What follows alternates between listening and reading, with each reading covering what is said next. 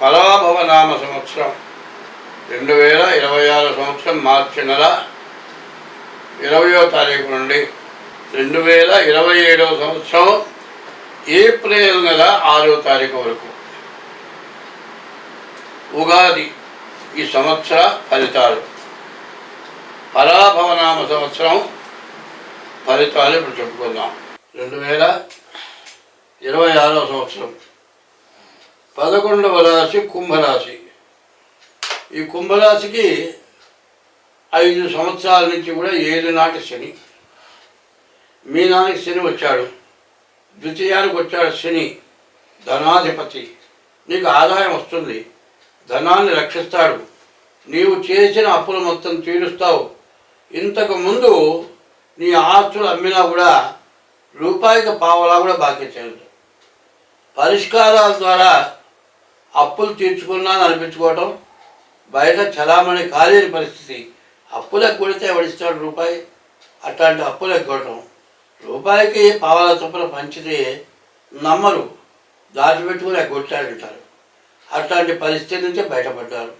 మరి ఏదో మీరు చేసే వృత్తి బాగా సాగుతుంది, ఆదాయం వస్తుంది, కానీ ఇంతకు ముందులాగా కాకుండా మీరు ఉన్న బాకీలు మొత్తం తీర్చుకొని ఆస్తి నిలబెట్టుకుండే పరిస్థితి ఉన్నది.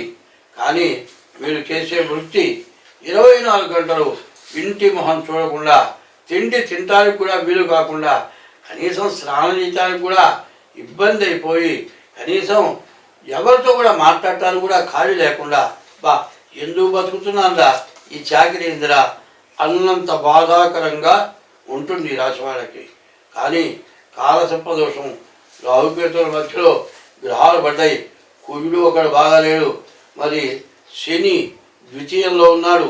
కానీ ఖర్చులు మాత్రం కూడా ఎక్కువగానే ఉంటాయి. ఖర్చులు జాగ్రత్తగా చేసుకోవాలి. చాలా వరకు బాగుపడటానికి మంచి అవకాశం ఉంది. కానీ ఏం చెప్పాలంటే మీ డేట్ ఆఫ్ బర్త్ ద్వారా ఏమన్నా చెడు ఉందా అది చూసుకుంటే ఇది 25 వంతులు చెబుతోంది.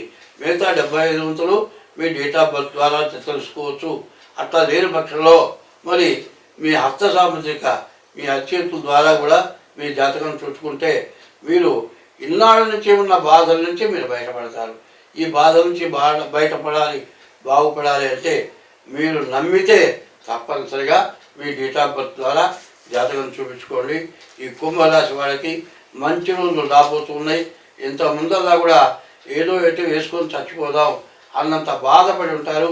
ద్వితీయానికి వచ్చిన తర్వాత శని మళ్ళీ మీకు మంచి మార్గాన్ని చూపించడానికి సిద్ధంగా ఉన్నాడు. కాబట్టి ఈ రాశి వాళ్ళు చాలా బాగుపడే లక్షణాలు ఎక్కువగా కనబడుతూ ఉన్నాయి. శని శుక్రుడు బాగున్నాడు, భార్య అనుకూలత అవుతుంది, భార్య కూడా సహకరిస్తుంది. ఆడమనిషి సహకరిస్తే ఇక తిరిగే లేదు. బండికి 2 చక్రాలు లాంటి వాళ్ళు భార్యాభర్తలు. ఒక్క మగవాడితో పాటు భార్య కూడా సహకరిస్తే మంచి మేలు జరగడానికి అవకాశం ఉంది. కానీ ఇదంతా జరగాలి అంటే కుజుడు, రాహువు, కేతువు ఈ 3 గ్రహాలు, బుధుడు ఈ 4 గ్రహాలు కూడా పూర్తిగా బాగాలేవు. కాబట్టి ఈ రాశి వాళ్ళు ఏం చేయాలి అంటే ముందు డేట్ ఆఫ్ బర్త్ ద్వారా తప్పనిసరిగా జాతకం చూపించుకోండి. జాతక రీత్యా ఉంటే చూపించుకుంటే చాలా మంచిది. స్వస్తి.